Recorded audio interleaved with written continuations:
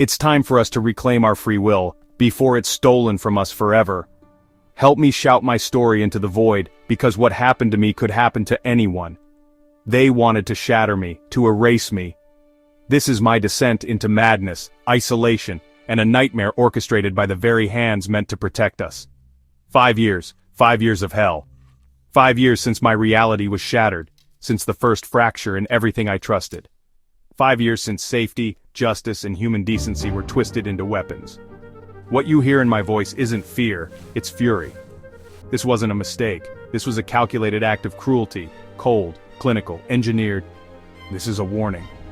It began as a slow-motion nightmare. Strange calls, messages that vanished, echoes on the line like ghosts.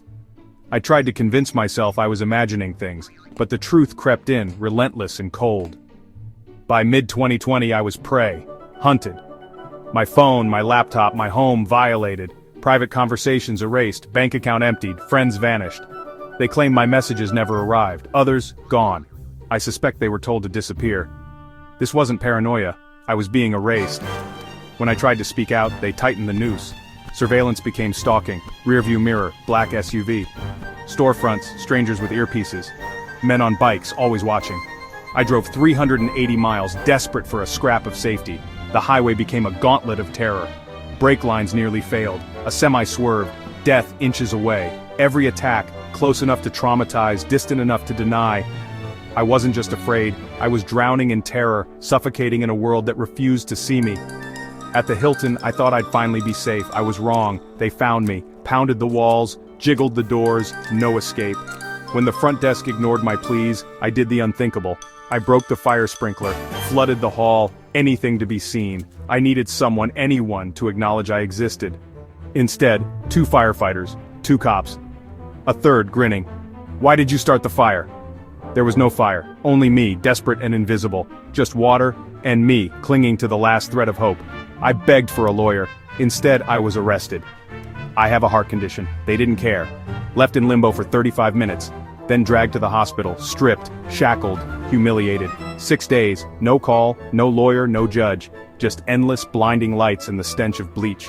Deputies stared, silent and cold. No food, no water, no toilet. When I protested, they laughed. My suffering was their entertainment. They accused me of arson. The charge was dropped, but the scars remain. By then, the damage was done. My spirit battered, my body bruised, detained, silenced, sedated. Jail, solitary, forgotten. COVID emptied the cells, but I was left utterly alone. When they couldn't break my mind, they called it broken, labeled me insane, and locked me in the psych ward. Eventually, I reached my mother. She's 82. She still doesn't know the horror I endured. I can't bear to tell her everything. But the nightmare kept mutating. My own sister called the police, lied, betrayed me. She poisoned my children against me, told them I was schizophrenic, bribed people to abandon me. I was thrown into the targeted violence unit, a program for terrorists, for monsters, not for me. For 5 years I was watched, hunted, tormented. And now, I'm homeless, PTSD crushing me every day.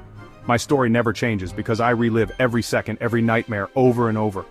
So I ask you, what would you do if those sworn to protect you tried to destroy you? If your own sister weaponized lies to annihilate your life? If the only reason you're still breathing is because your soul refused to die? I demand a congressional hearing, I demand justice, but more than anything, I want to be heard. Please, listen.